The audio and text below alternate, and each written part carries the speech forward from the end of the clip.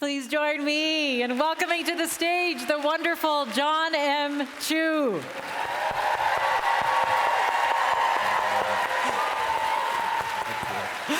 How are you?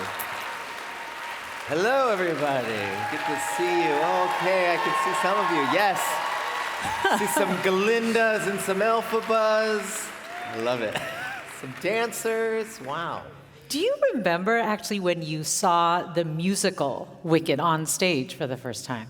Yeah, I was going to USC at the time, and my mom, the year before, I'd been going through chemotherapy, so she used to take us to the theater all the time here in the city, because I'm a Bay Area kid, and so we'd either go to, yes. That's right, he's ours. And so we used to go to the San Jose or San Francisco, spent a lot of time here, and it was either ballet season, opera season, or musical season, and so we hadn't done that for a while, and I was maybe a junior or sophomore at USC Film School, and I was there, and she called me up. She said, "Hey, Stephen Schwartz has a new musical, and it's playing at the Curran Theater, and it's not even on Broadway yet." Yes, right, for you Stephen Broadway Schwartz is a genius, and I was like, "Yeah, of course, I want to see this." So we got this really special time together, and we went to the Curran Theater, and I remember just being so blown away by this story that took the American fairy tale. You know, there's very few American classic fairy tales, but that's one that stuck around and something that my parents, who came from Taiwan and China, came and started a restaurant in Los Altos, been there for 56 years, still there, called Chef Chu's. I have to plug it because my parents would get mad at me if I didn't. Comfort food at comfortable prices, as I like to say.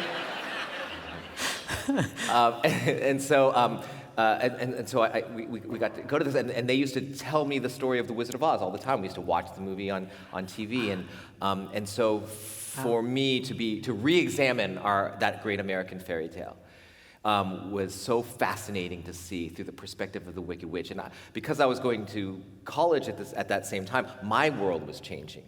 I'm the youngest of 5 kids, and they were telling me how great I am, how great at making wedding videos and bar mitzvah videos I was. And you get to LA, and it's a lot tougher than and this fairy tale that falls apart. And so I was re-examining, how about my friends from high school that are now all around the world, and are they still my friend? What did that friendship mean? So I was trying to organize all these things and emotions, and this show put it all out there in a new fairy tale, and shattered it, and also put it back together, and I just loved that, to see that story through the Wicked Witch's point of view, or through Elphaba's point of view. And it just blew me away, and it felt cinematic, and I thought, wow, someone's going to make a great movie of this one day. I didn't know 20-something years later I would get that call, Wow. and so it was very special, yeah. Yeah. You even made like a list of your dream movies, and it was on that list. Yeah. And did you know then that if you were lucky enough to get the chance to make it, that you would make it a big screen spectacle? I mean, I didn't know if anyone would care about my version of it, but I knew when I saw that show sitting, I think I was in the 4th row somewhere there, and I knew what I wanted to say with it. I knew how to make that movie. And I told Universal and Mark Platt, our amazing producer, for 20 years to put me in, and they never really called me back. But 15 years in the business, having done musicals and all that, just done Crazy Rich Asians and In the Heights, that's when I got the call. And it was also during COVID, so I think people were like, "Are we making movies anymore? Maybe not. So give this guy a chance." But even during COVID, it came rushing back to me, that feeling of, what are we? Who are we? What is America? Are those dreams that I saw my parents fulfill? They started a business barely knowing the language, and they were able to give all 5 kids dreams and hopes themselves. And could that exist again? And when I read the words, this again during COVID lockdown, so our whole world is falling apart too. It felt like, the adults don't know what we're doing anymore, and then realized, and I just had my first child, and you're like, we're the adults now. And what are the stories that I want to tell my kids Yeah. What do I want them to believe in? And I remember thinking, this movie isn't just something that I could connect to, that had to be made. Who knew where we'd be today with it? That was 5 years ago, but and 3 babies later after that, but a whole nother story. I knew that it was just felt very compelling when Elphaba says, something has changed within me, something's not the same. Yeah. And it felt like that's how we all feel. And movies, of all things, is a cathedral where we get to share ideas in, where you put your phone down out there, the algorithm isn't in here, you don't talk to, you get to be with strangers and with your closest friends, and you get to sit into the perspective of someone that is not you. And I just thought that was the antidote to what all the loneliness we're feeling, even in our own home, and all the strangeness we're feeling. If we could share again that this movie had all the right pieces, of music, of course, but that relationship that we could really connect to. So I was hoping that I could do it, and it's been a great adventure to find it. Yeah, I think I'm getting a sense of, especially the way that you talk about your parents, of why you dream big productions, right? Why you make sort of larger than life things, because they really were dreamers too when they came to open. Yeah. I mean, they put all their dreams into you, into the restaurant. Yeah, I think about that a lot, especially being a parent now. You know, when you have kids, you start to look at your own upbringing, and you said, was that the right thing that they did? We weren't really in car seats back then. Was that? Are we doing it better now? And I think part of that was, wow, they really.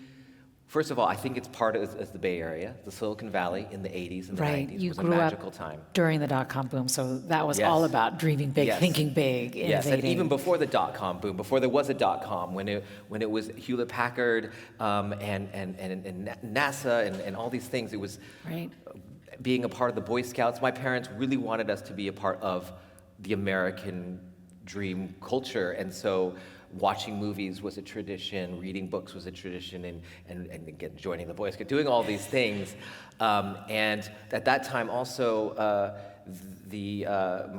Michael Jackson was making these music videos that were basically musicals, and we were sitting around the couch and the TV when The Simpsons was playing, and that night on Sunday he would premiere his thing. And so Spielberg's fairy tales were on the big screen. I watched E.T. and was swept away by that.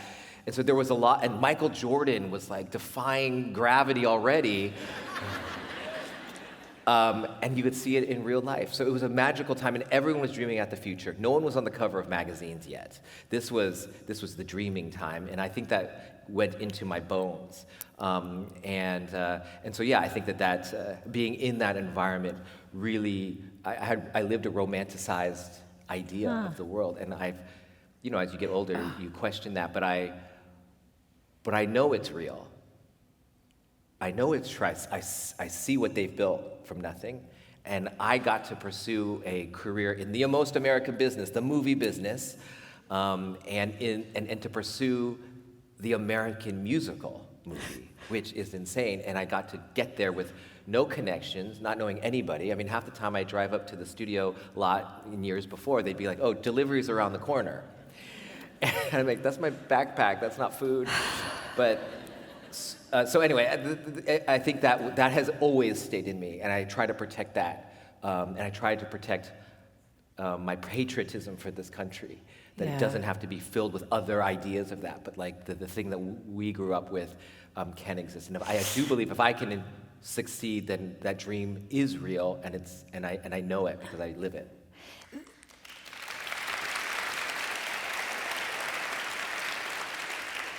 I'm struck by you talking about sort of living a romanticized version of America, because I remember you describing your family as the Asian Kennedys, which, why the Kennedys? Like an interesting choice. Well, first of all, there's the picture. That's okay. See, the thing about when I really examined my mother, so she had to force the image of what we were before we were those things. She took us to musicals before, when we were 5 crazy kids, and everyone would stare at us, and we're 5 Asian kids rolling 7 deep, and we're restless and we're hyperactive, and she dressed us all in polo and matching. And she always made us know that we deserved to be in those clothes and to be in that place. She made sure we took etiquette classes, and we played piano, of course. I played violin, guitar, drums, saxophone, and she would call me Jon. So I didn't call myself the Kennedys. She called herself the Kennedys, and I think that aspiration of this family, of this American family, was something that she drove deep into us, and that we were ambassadors. Like when people would come into the restaurant, it's a restaurant. People treat their servers in whatever way they want, and I would witness them treat my parents poorly sometimes. That's not all the customers, just some. But that would hurt my heart, because I'd be like, what? They can't do that. And I'd get mad at my dad for not getting mad at them. And they sat me down one day and they said, listen, we're maybe one of the first Chinese families they're ever going to meet. And they have certain ideas of who we are. And that's okay, because we're taking their money. But also,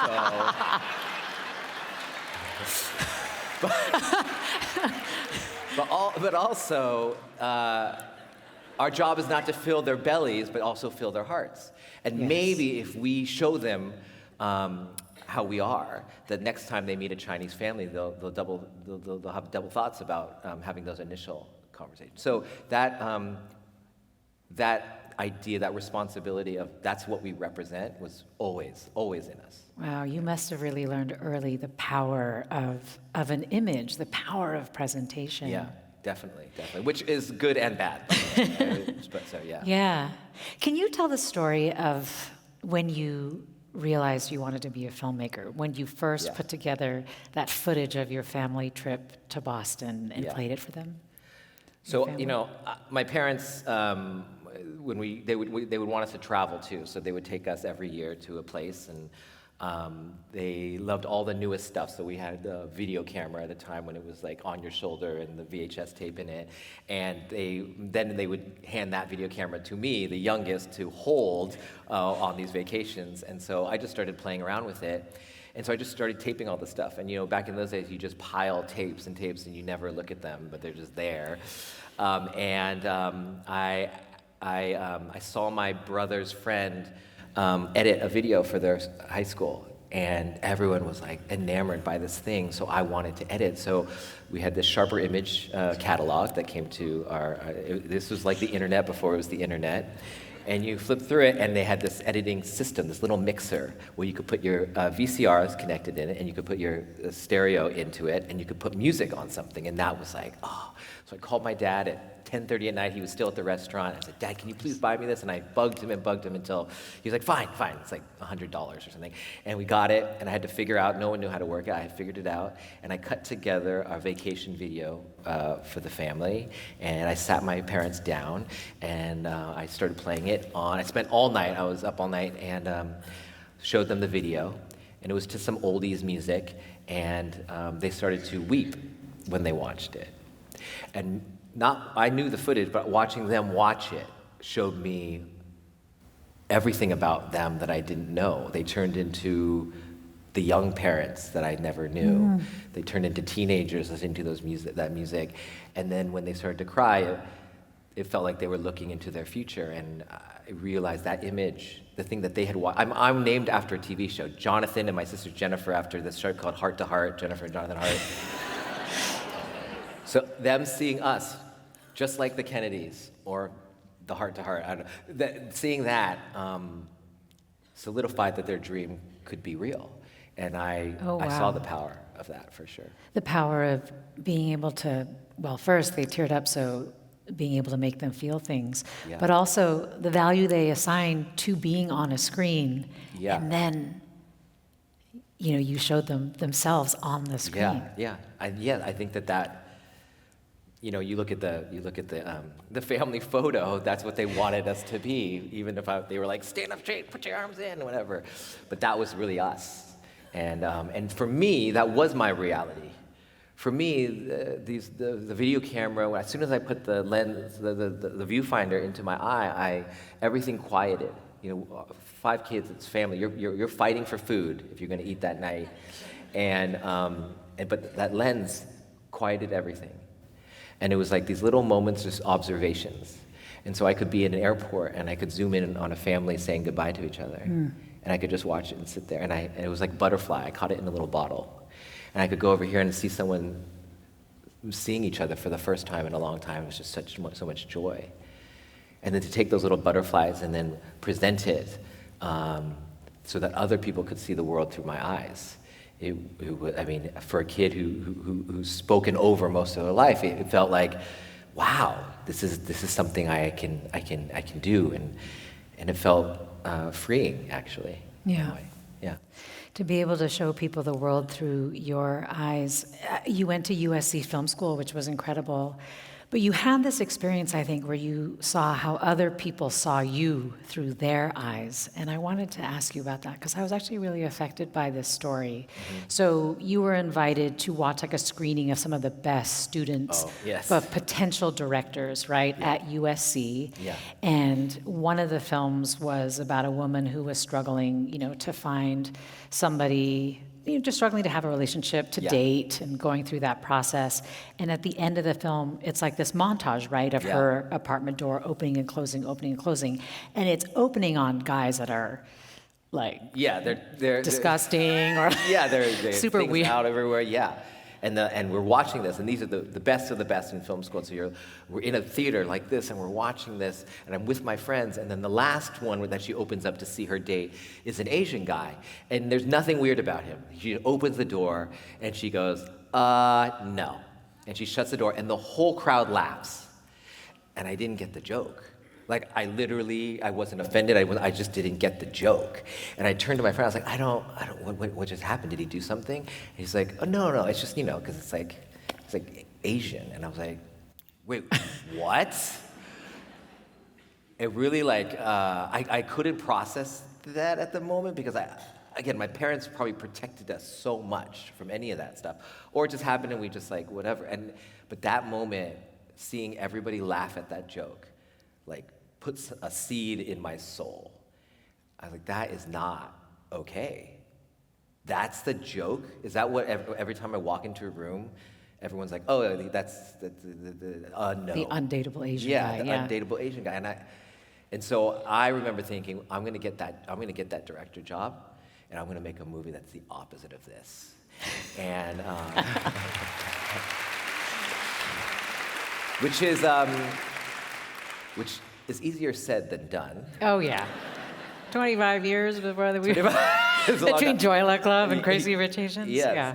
But I did, then I wrote this script. I was like, okay, I'm gonna get, because they choose only 4 directors out of all the people who want to be directors there. And they choose a script separate from that. But you can write, and if they choose your thing, and if they choose your script and you're a director, you could pair it. So I wrote this script and went up for directing. And the script was called Xiao Guai Lo, which is like little foreign devil, basically, something like that. It's what they called me when I went to Hong Kong for the first time, visiting my brother who was working there. And when I went to Hong Kong, I remember being like, oh, this feels like all my people. Like I walk into especially having just gone to college, coming in, it felt like, or having experienced college, that I don't feel I have to defend myself or anything. I don't have to prove anything. I don't have to dress a certain. Everyone's just like, they treat you like you're their cousin, which I guess I just hadn't really felt that kind of, which I just didn't really know. And then, so I was hanging in Hong Kong, and then they're like, oh, you're a Guai Lo.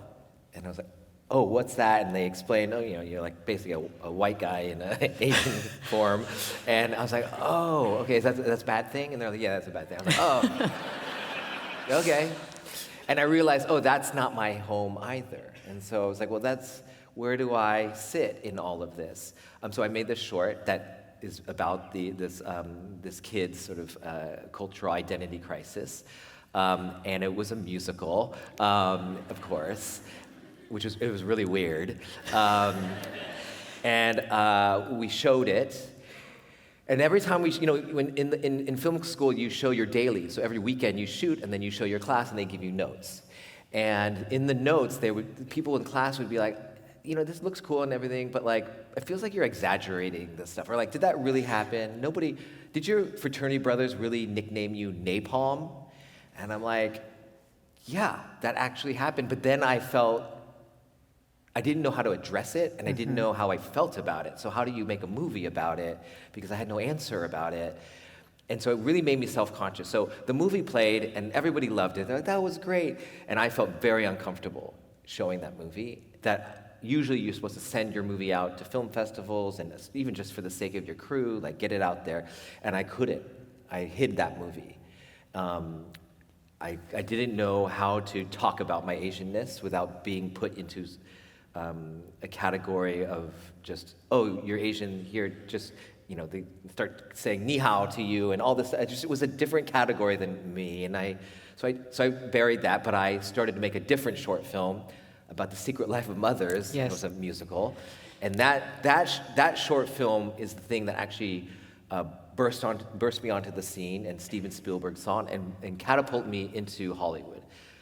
So in a weird way, I was validated for not talking about my Asianness. And that would haunt me for 15 years, after 10 years, 12 years, something like that, in that, and I would never address that until a certain time.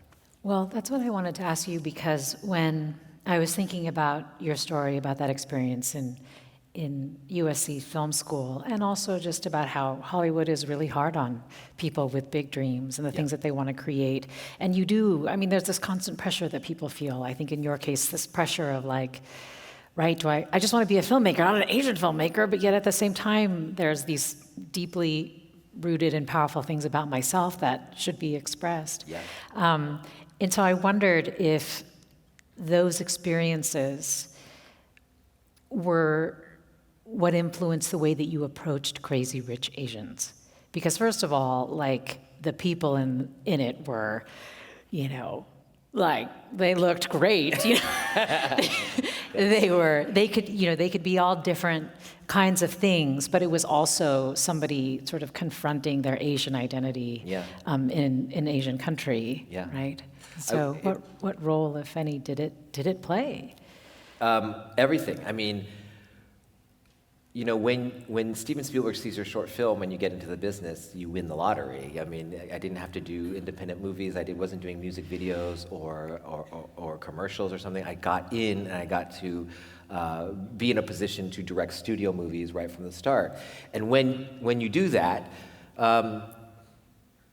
you don't know how to win the lottery again. And you find yourself you have a deficiency about, do you even deserve to be here? Because the projects that Spielberg, like Moxie and then Bye Bye Birdie right after film These school, are big those projects. fell apart. Yeah. And those projects did fall apart, and then you're like, do I belong to it? And even when you start making movies, like my first movie was Step Up to the Streets, and it's this dance movie sequel, but even that, because you didn't fully earn it, it felt like you did it, it was a short film. To go to there, it's a big leap that you are, and I don't know all the technical parts of it, I don't know how to deal with a studio, you don't feel, it's more than feeling like you don't belong there, it's like I actually don't know. So I started making these movies, and I was learning, it was my grad school, even though there are movies that, made these studios lots of money all around the world. I secretly was like, I just need to keep making a movie so I can learn how to make a movie. And then I got in this sequel, I made all sequels during that time too, and there was a certain point I did G.I. Joe, which was a big global hit, and working with The Rock and Bruce Willis, and everything was fine, like very comfortable. I faked enough people out. Except the critics, they hated me, it's fine, no big deal. But the audience loved me, and they loved the movies I was making. That's who I was making it for. And there's a point I was working on, Now You See Me Too, with some of the greatest actors. Michael Caine, Morgan Freeman, Jesse Eisenberg, Woody Harrelson, all these people. And I remember like hitting my 10,000 hours. Like I could feel like, oh, I know what I'm doing here. And I can hang with these greats. And then I looked around and I was like, and I'm very proud of the movie, and I love the movie, and I love all the people we worked with and everything, but I looked around and I was like, anyone could have made this movie. Like, what am I trying to say? And my student self came rushing back into me, the one that I had buried. And I could very clearly feel this of like, what scares you the most? And the only thing I can think of is my cultural identity crisis. And I had to stop everything. I got off of, I was attached to G.I. Joe 3 and Now You See Me 3, and I told my team at the time, my agent managers, I said, I'm not gonna make money for you for 5 years at least, because I have to find myself right now as a filmmaker and storyteller. And so I went on a search for what that could be, and I found 2 projects actually. Crazy Rich Asians, which my mom had sent me, my aunt had sent me, my sister sent me, some customers sent me. And they said, just read this book, it's so good. And it was about the Chews in Cupertino, which was crazy. If that's not a sign. But what I read in the book was not the wealth and the silliness of that, which was great and whatever, but I found this Rachel Chu character going to Asia for the first time. To me, I'm like, that's me in Hong Kong, trying to understand both generationally and just nationally, like, who are you? I was like, that's what I can tell. And all the other stuff I know how to do, we'll make this fabulous, and then also I had been watching all these amazing Asian talents from around the world, not being in big movies, but being great comedians, being beautiful people, great actors, and dramatic, best friends, all of it. And then realizing, oh, the pieces could come together if I could so I thought we were gonna do it independently.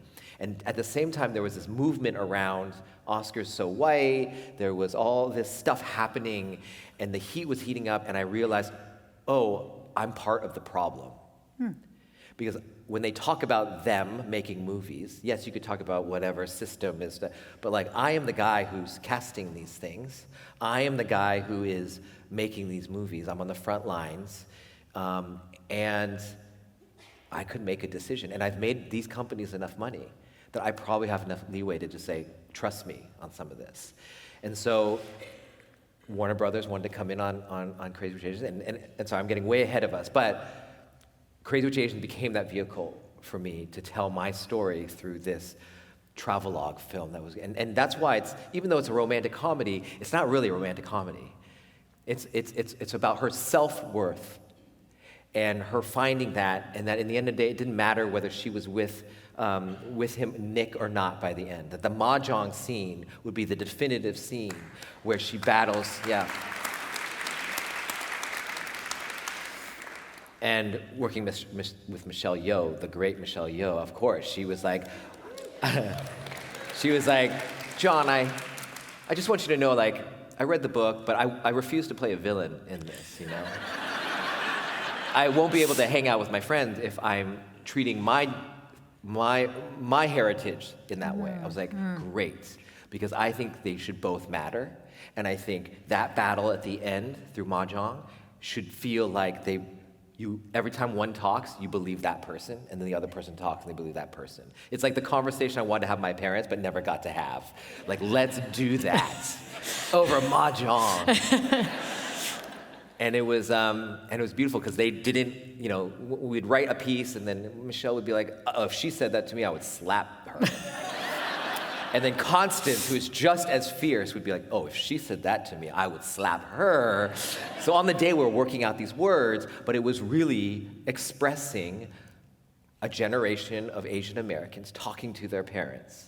And it was expressing a generation of parents talking to their kids and where that line is. And maybe ultimately it's like, hey, we can sacrifice. We can do the things. We have not been tested the way you have. You left everything you had to come to another place. And that is rock star. But also we have other things too that we're fighting. And we are capable just because we are you as well.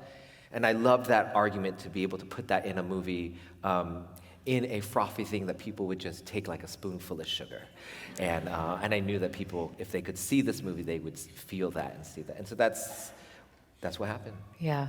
Yeah, they showed up. They did. Yeah. And That was actually really important because I understand Netflix offered you more money, but you took Warner Brothers because you knew they would play it in theaters. Yeah. Why was that so important? Well, that was a big debate, and I went back and forth. One of the hardest decisions of my life. We were going to do it independently, and then suddenly we're like, oh, maybe there's interest in this because we could feel it in the air. So I went to these places, and Warner Brothers had put down a great offer, but Netflix was building their arsenal. And they're coming in, they're like, this is exactly what we do. Jon, Kevin, if you want people to see Asian actors in something, you have to give them access. And Netflix gives everyone access. And not just in this country, all around the world, all at once. You put it in the theater, you lose access to that. Is that what you want? I'm like, yeah, you're right. That's right, you're right. And like, do you want to serve the future or do you want to serve the past, your past ideas? That's a very hard argument. And then they're like, oh, here's a buttload of money too. And we'll develop movie 2 and 3 right away. And that's very tough. And Warner Brothers, they're like, we believe in this movie, we believe in artists' voices, and we believe this is something very important. But you're taking a little long to respond to our offer. So next Thursday is going to be the last, you're going to have 20 minutes we're going to have our last offer to you, and you have 20 minutes before we pull it off the table. And so we told Netflix, we're like, okay, that day is the day, and then we're all going to decide on that moment. And I remember the night before, Kevin and I talking it out and being like, what do we do? What do we do? And we didn't quite know what the answer would be, but we did talk about Netflix is great. Like they do that already, and it's very effective. But we are also in a position to put it on a big screen. And we had to examine what it means to put something on the big screen. When you put something on the big screen, you are putting value to something because they have to pay up front to see that thing. They have to drive to the theater. They have to decide to do that. And how do they decide to do that? Oh, you have a $50 million budget of marketing that's going to sell these characters. And the aspiration of these characters, the beauty of the characters, the comedy of these characters. This is going to be on billboards and on commercials, and it's going to be in culture in ways that it's not just a banner on the screen. Mm. And for us, that was like, we've been invited to the street party. We have never been invited to the museum, to put it in glass, and everybody out there say, I want to be like that. And so that was what our intention was going into this 20 minutes. And we get on the phone with all the lawyers, there's a lot of lawyers, and our producers, and Warner Brothers comes in with their last thing, and they cut the offer in half. Wow. They said, because we had to wait a week. So now we're like, oh crap. And now we're in a real discussion. Yeah. And actually, technically, we don't have the right to do it. He owns part of the rights, but the producer also owns the other parts of the rights. But the producers said, we believe in Jon and Kevin, we'll put it in their hands to decide. So credit to them to put it in our hands. All the lawyers were like, please take the Netflix deal. Please take it. It's great, and it gets to all the eyeballs in the world. And we debated this, and we said, hey, if you take all this money, this great money from Netflix, what if we took part of our money and donate it to Asian and entertainment causes? Like, oh, that's a great place to find balance in this. And then we're like, well, where does that money go? Oh, it goes to people to get people in this position right now to make this decision right now. We're like, ah. And we're like, do you need the money? He's like, not really. I'm like, do you need the money? Not really. I mean, I want a new backyard, but it's fine. There's a dirt plot, it's fine. And so we said we have to put it in the museum. We have to. This is the moment. This is the moment that we're prepared to do that, and we're in the right position to do that. We've done enough movies to do that. We've earned this moment. So we did it. And we released it through Warner Brothers. Yeah. Yeah. And,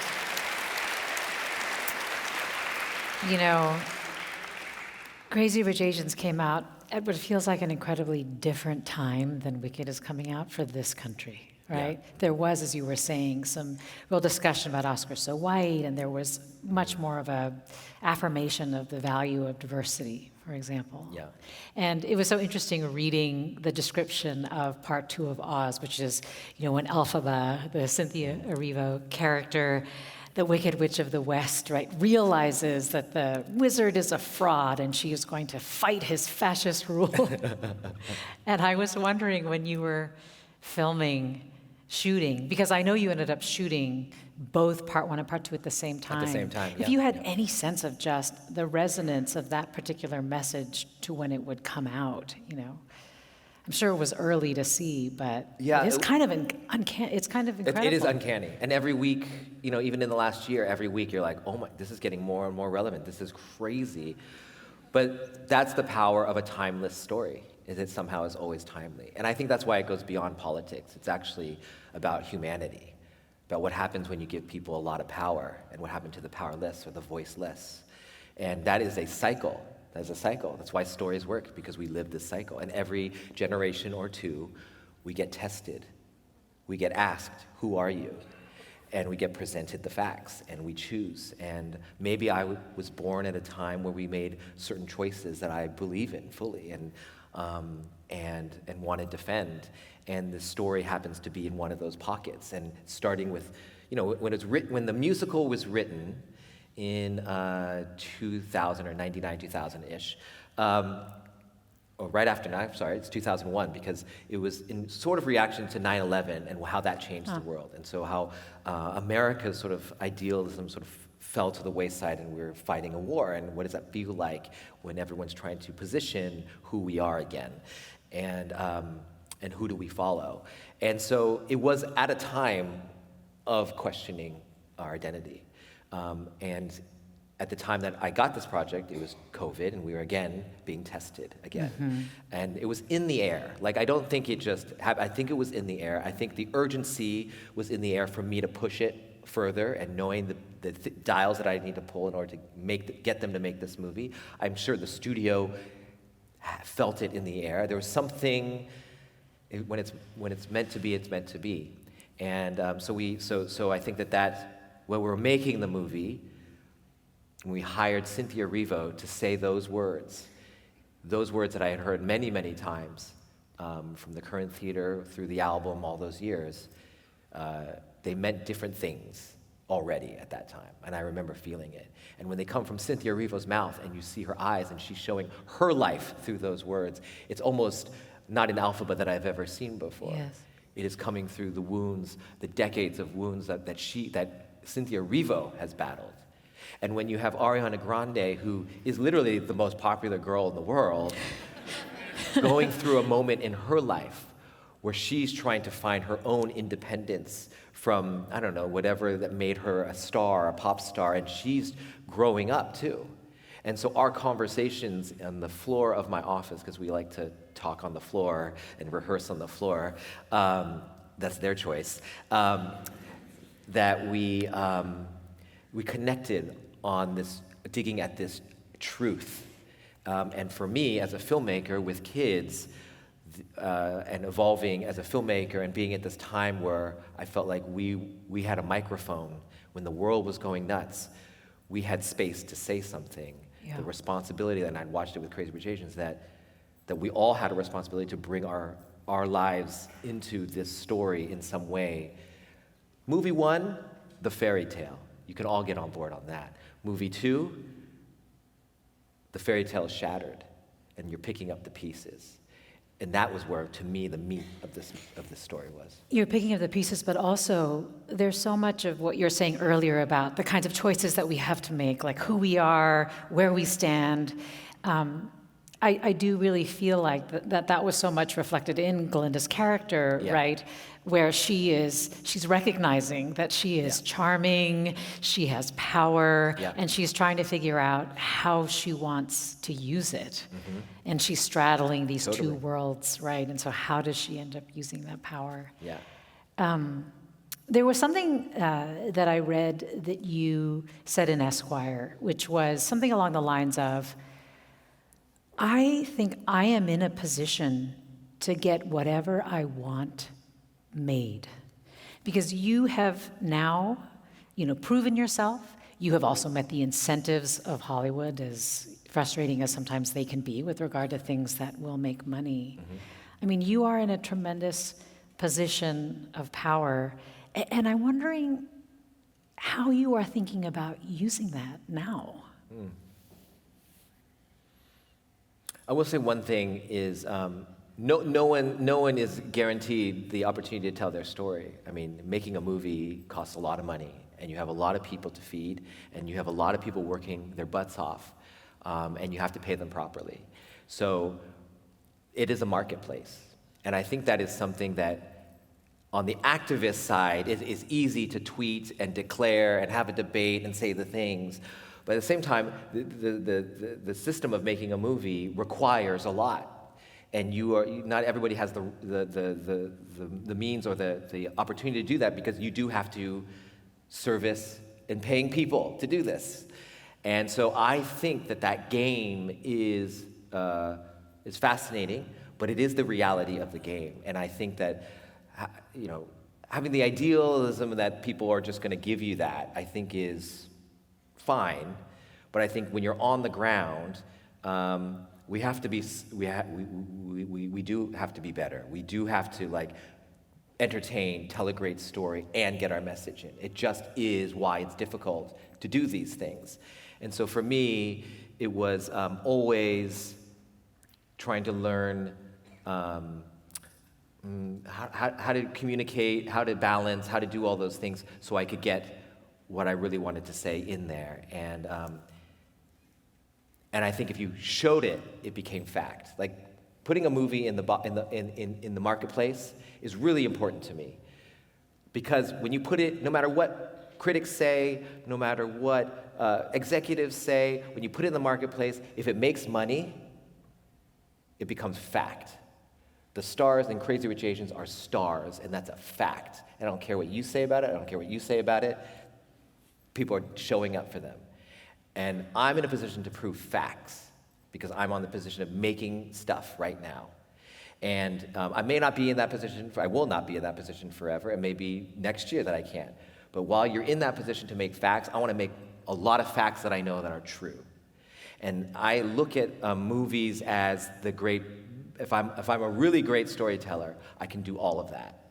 And so when you talk about Glinda, I think we actually all are Glinda. I would love to be Elphaba. I would love to have that courage. I think she's too powerful for who I am. I hesitate too much. I say things, and when it comes down to the moment to leap, I don't always leap.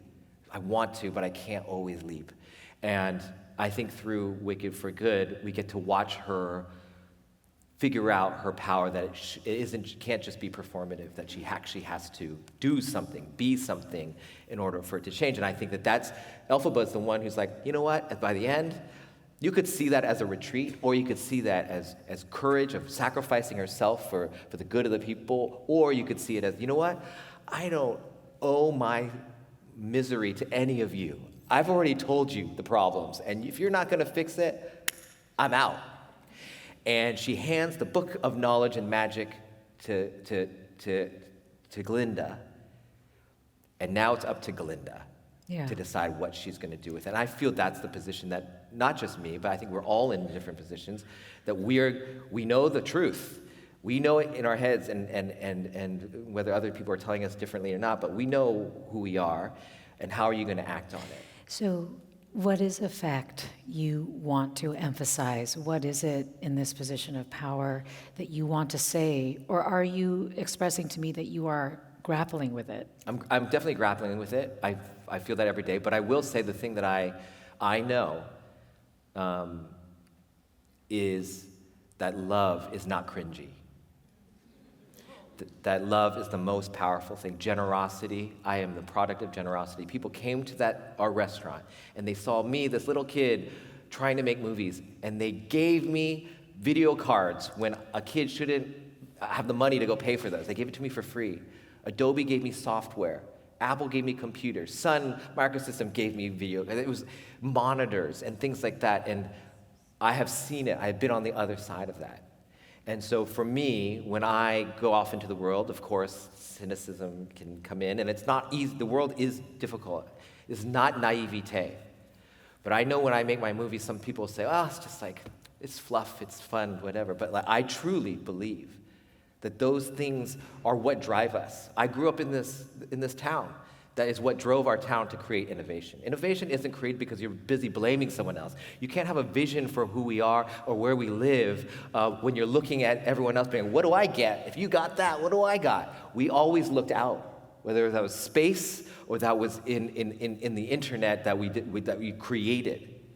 And I, through my movies, at least for now, and through my life, I just want to just show that those things still exist inside of you. And that excitement of wonder and delight can be as grand and as big as the dreams you want to be, and you should dream even bigger.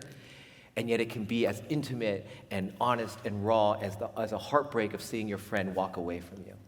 And to me, that's the expansiveness of cinema. That's the beauty of the voice of what I found on the little TV, in the little viewfinder, and on the big screen when I get to travel around the world and see it affect people who don't even speak the language that I speak. It is a human right to know that we can feel those things, and I don't want people to forget that.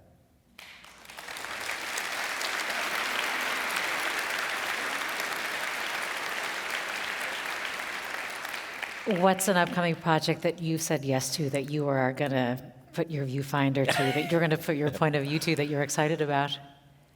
I'm working on a lot of things, but I don't know what's my next one. I think that's the big question. I'd like to develop a lot of things just to see like when my curiosity starts to really poke at it. And I'm working on my first animated movie, so that's real. Yes. Oh, the Places You'll Go, a Dr. Seuss story. Yes. I'm working with the Seuss Estate, and J.J. Abrams, our producer, and Jill Colton's my co-director on it because I've never done an animated musical or movie. It's a musical. Pasek and Paul, sorry, it's not a reveal, it's really true. And Pasek and Paul, who did Dear Evan Hansen and Greatest Showman, are writing the music. It's very special. And but that won't come out to 2028. But it's a really special one. That was Theodore Geisel's last book. He had a terminal illness when he wrote it. It was his goodbye to the world, his last message. And it's unlike any of his other stories. And it is really beautiful, and it is that dream of possibilities and what happens when you do have a dream, but it doesn't sugarcoat it. And so I'm excited of the world we're creating in that right now. Ariana Grande's voice in it, Josh Gad's a voice in it, and more to come, so yeah. I've been reading also about possibly a Britney Spears biopic. Yeah, also, I'm working on that. Maybe Crazy Rich Asians, the series, is that real? We're working on that. Yes. You know my whole thing, that's great.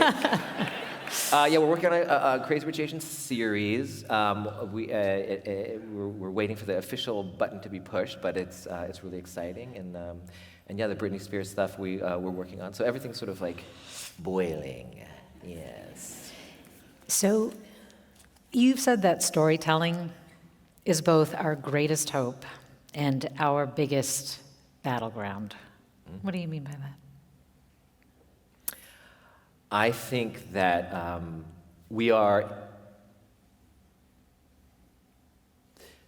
When I made films in high school, I became a Christian when I was 17 years old, and it was a new thing in my life, and I loved it, and it put this blanket on the mystery that really helped me find comfort and connections. And so they asked me to make videos for the church. And at that point, I got pretty good at making videos, not gonna lie. And so they would have certain sermons that they would do, and I would make the videos for it, and they were very convincing, and people would watch it, and I would watch them watch it, and they would cry when they were watching it, and they would feel very emotional. And I felt a little bit guilty because they were reacting to the work, not reacting to the words of God. And they wanted more and more videos from me. And at a certain point, I was like, I think this is not the right thing. I saw people being moved by media and stories in ways that, even if I wanted them to, it felt wrong to do that. And they had no idea what they were. The feelings were real, but how they were getting those was maybe the wrong thing. And so I pulled away from that, but I saw the power of this storytelling, that you can receive information in ways and open doors that you sometimes don't let in. Yes. And so I have been very aware of that my whole life, that as we get more and more information, as the world has gotten information, as kids have, everybody has a camera now. Everyone's me when I was a teenager now. And you can post those things. There's huge power in what you're posting and what you're saying. And there's huge power in what people are posting to you. And now all the information's coming at us. And I just think we don't know how to handle it all, so we just take the headline. And so we're being informed by these headlines, and we're being guided by rage bait, because that's the incentive now. Keep clicking, keep clicking. And I think the only way to get true information to people, to see them through clickbait, is to connect to their human side, and story is the way. Information just goes away, but story can get you, can deliver information in ways that you can actually see it. Mm-hmm. Like I said, you sit in a theater, and the algorithm is gone, and it's just you and this image, and you can accept those things. So I think that's what I mean, is like, it's not just about putting out stuff. It's about how we grasp information when we connect human to human, and that highway is something that everybody has to start to understand before we can fully be sort of protected by the things that are trying to like get in between us. I'm hearing a few things in what you're saying, that essentially the story is a powerful way to get messages across, and we humans are drawn to stories. We respond to stories, our whole life, right? Yeah. And you know that so well. Yeah. Through the movie making that you do, and how story is so paramount in it all. But you're not the only one who knows. There are a lot of people out there with different motivations that can use those same tools and recognize the same things about how people respond to story in ways that I guess are just coming at us all the time. So it sounds like you're worried about our ability to discern between the stories that sort of, I guess, manipulate us and the stories that are actually trying to maybe bring us together or teach us facts or something valuable. Yeah, I think I'm concerned on two fronts. I'm concerned about people learning that and understanding how to utilize that or how to protect themselves from that, but also that our curiosity, we used to say curiosity, like follow your curiosity, and that was like whatever makes you interested, follow. But now curiosity has been invaded by the incentive of clicks. And I think now, you can be curious, as you're flipping through, it's figuring you out, so you can be curious at a puppy, but it's bringing you into another conversation about something else, and then you go there. And so now we have to be actually aware of where our curiosity is going and be defensive. And that's really scary to me. That's at the heart of it all. Politicians will be politicians. Movies will be movies. But when we get into our actual instincts, where our heart is leading us, that is danger zone. And the only way to combat that, it is what it is. The only way is to make people aware, so that maybe you can just, even if you are being curious, you can just think again and decide whether you want to be, how curious you want to be into Bernedoodles. Because I didn't want a Bernedoodle, but I think about having a Bernedoodle and how cute that would be, but it would never get along with my other dog. And then I think about other dogs. Anyway, it goes on and on. I don't know what I'm doing. But it is interesting. Both, it sounds like, being more aware and recognizing the way that you're being manipulated to want a Bernedoodle. Yes. But also... I definitely don't need a Bernedoodle. I have 5 kids, and I already have a dog. But also it sounds like one of the antidotes is to also tell true stories, tell more stories. Yeah, and not be afraid to tell stories, joyful real stories, joyful stories. I think rage and anxiety and fear is such an easy thing to draw people to a story, and young filmmakers go to that because it's hard to master, but because it's a quick hit. And when you get 300 hits in a day and you're a kid, you're like, that's what I need to be doing. And we're training these young filmmakers. Everyone's a filmmaker, and we're training all these people that that's what you're supposed to do. And I lived in a time when it was not the way you're supposed to do. You're supposed to inspire and not be naive and hide all the hard stuff, but still inspire. You walk out of that and you want to be a contribution to the society, not be a poison to it. And I agree. I think it's just trying to, how do we communicate that? How do we educate people? And for me, I am not someone I'm not an activist that goes out there and stuff, but I can prove it in the work. I can prove it, I can make it a fact in the work. And if we can build an army of people that spread joy and love and show how that can, then suddenly you have a dog in the fight. But right now we don't have a lot of dogs in the fight. I think, This conversation got really intense. I'm so sorry. I think you're right. We have tools, and you're saying use them. I mean, we've got them all in our hands. We've got the ball in our pockets. We can do it. Yeah.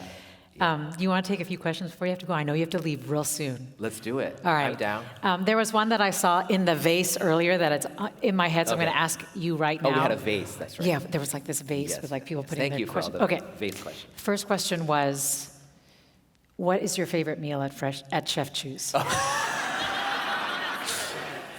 See, here's the thing. My dad has texted me the list that I'm supposed to say.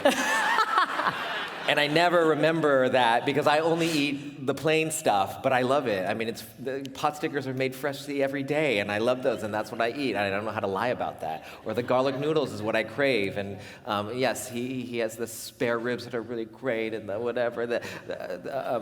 But that's so anyway. I'm so boring. I'm so sorry. But when you're doing your homework at the bar of the restaurant and you're supposed to fold napkins all day, pot stickers are a really great comfort. Okay. And then I think Caroline's going to bring me a couple more questions, but another one that was basically asked was, do you let filmmaker students shadow you on set? Yeah, I do. I am the worst mentor for people because I just get obsessed with what I'm doing, and I start to what are you, oh yeah, but actually on set, I'm great. I actually love people on set because I love showing them. I love when my kids are there and I get to show them, oh, this is what an A camera is and a B camera is, and this is what this crane does. So I love giving that tour. So yeah, I do. This one actually had a name on it and a heart, and it said, to Mr. Jon M. Chu, was there a moment during production where the film told you it needed to be something different than you planned? That's great. It happens every day. And that is what I live for. To me, that is what I'm doing all the preparations for. A movie, if it can be written in your bedroom or at your dinner table, it's not good enough. If everything I thought the movie would be became, and maybe some directors are brilliant and know how to do that. I cannot do that. I can do as best as I can, but it is a collaborative effort. And when Ari and Cynthia are having a moment in a scene, like For Good, and I think I know how it's going to go. It's the last song of a two-movie giant musical. We're going to have cranes whipping around here. We're going to have snow, and it's going to do this whole thing because that's what people want at the end of this movie. And then they start doing it, and you're like, oh, this is none of those things. When they're singing, all I want to do is look in her eyes and see her deliver that message to Elphaba. And all I want to do is then see Elphaba react to some of the things as she's hearing this for the first time. That Glinda's basically like, I'm going to be okay.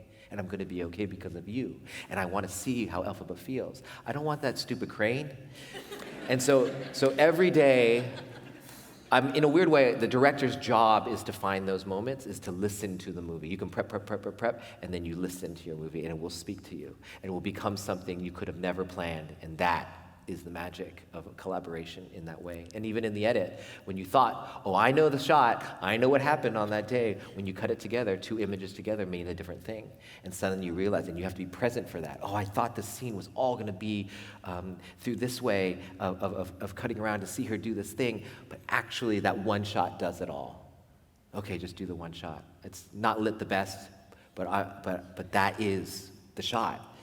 And you roll with. I mean, maybe some directors maybe are different. Again, everybody has their own way. But for me, I'm performance first. Yeah. I follow where those actors are taking us. Yeah. You're open to what it's telling you it needs to be. Yeah. Well, Jon, it's been such a pleasure to talk with you. Thank you. Thank you. Jon M. Chu. Thank you, everybody.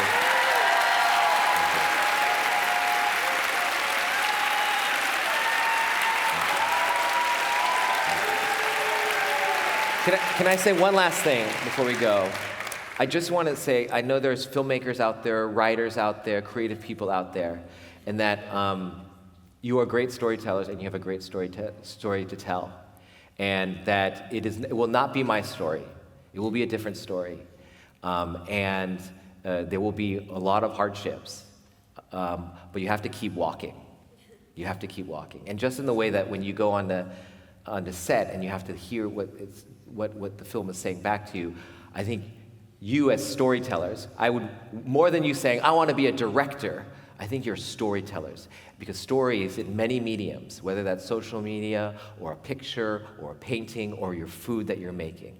If you're a storyteller, you plug into empathy and to the human experience and you find your way and you try to express those things in whatever medium. So I would keep your antennas open for where your storytelling is best used. And that's where you should follow.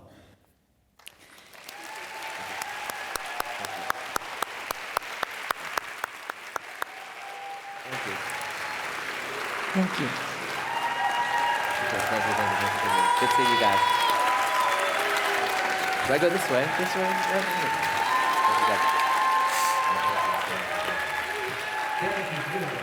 Thank you. Thank you.